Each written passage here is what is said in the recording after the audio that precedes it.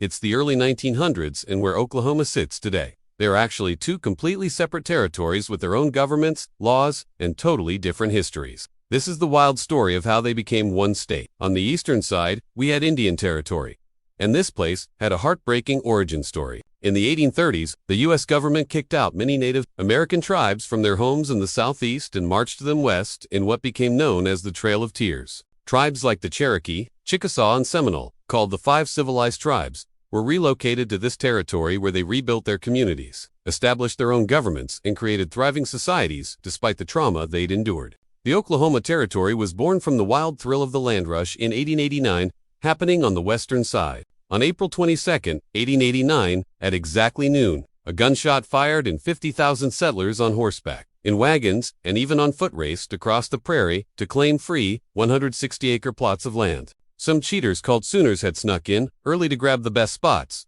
which is why Oklahoma became the Sooner State. Things got messy with two neighboring territories. They had different court systems, laws, and governments, making coordination a nightmare. Trade was tough, legal disputes were a hassle, and both areas struggled to grow economically because of this split. So around 1905, leaders from both territories started meeting to discuss a radical solution. What if they just combined into one state?